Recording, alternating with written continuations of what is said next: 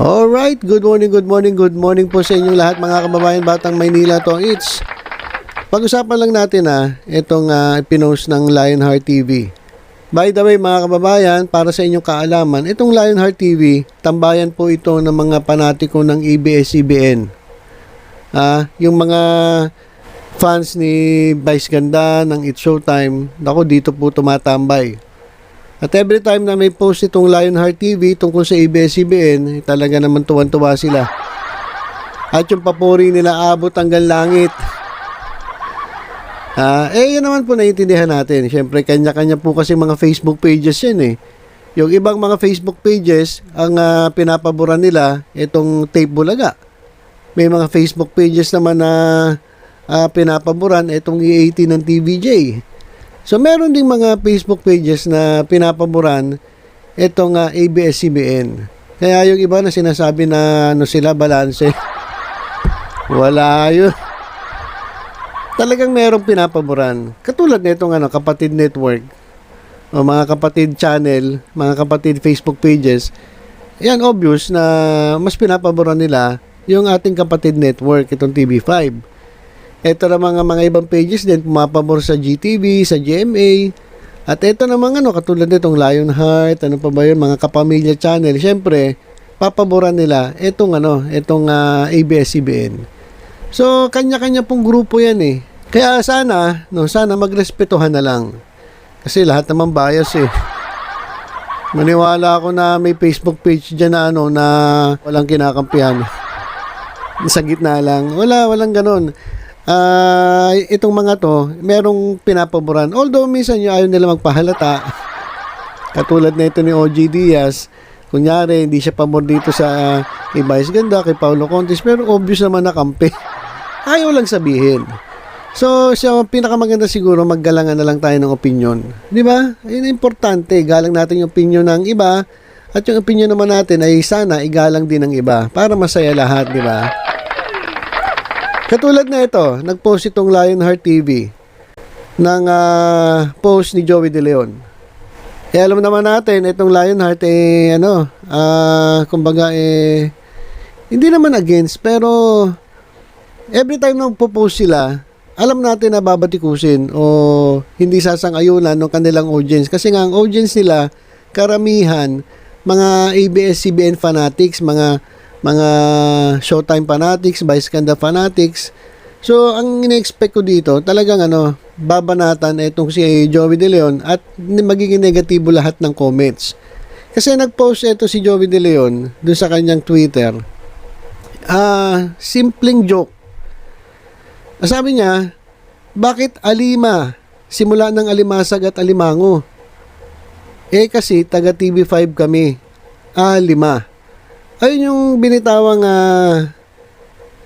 post ni Joey De Leon sa kanyang Twitter account diyan sa X.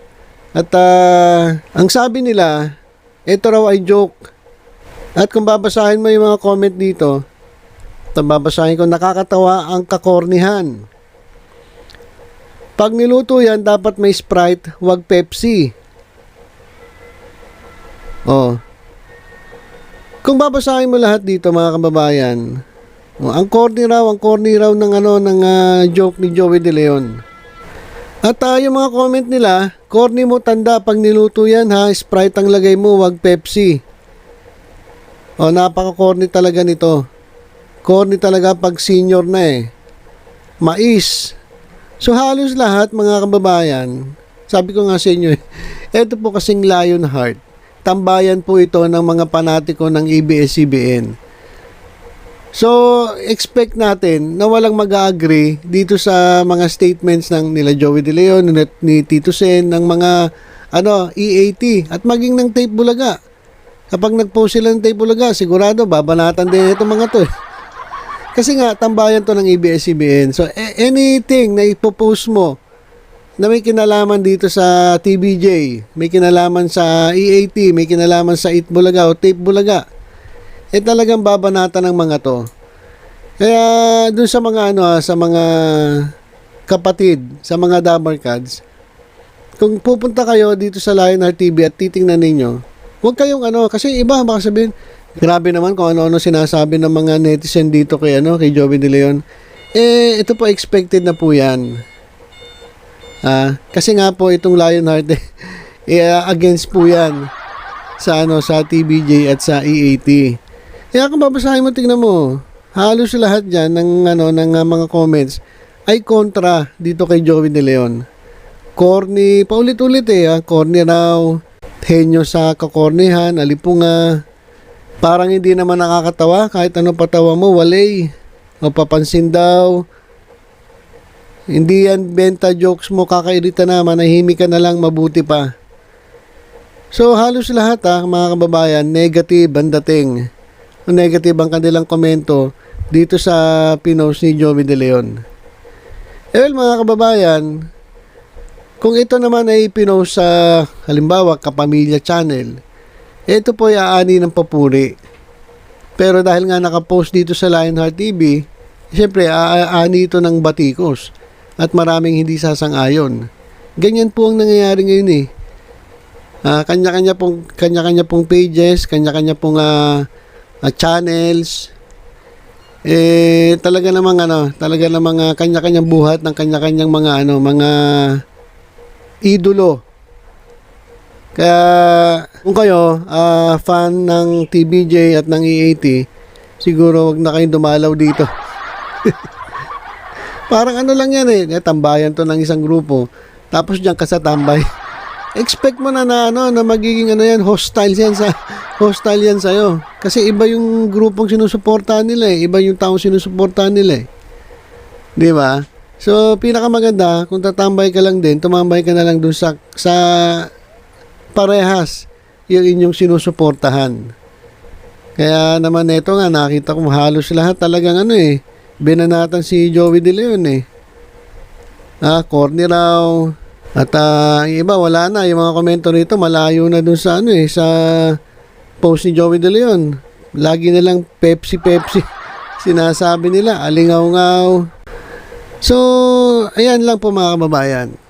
Na-share ko lang sa inyo para at least aware kayo kung saan kayo tatambay, kung saan kayo pupunta, kung gusto nyo makarinig ng mga balita tungkol sa inyong mga iniidolo.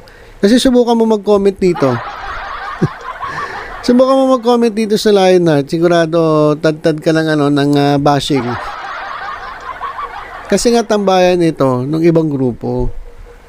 Kaya muli paalala ko lang sa mga TBJ fans and supporters, sa mga Dabarkads at sa EAT supporters, marami pong mga Facebook pages na pwede kayong doon tumambay. Wag po dito kasi mga hostile po ito.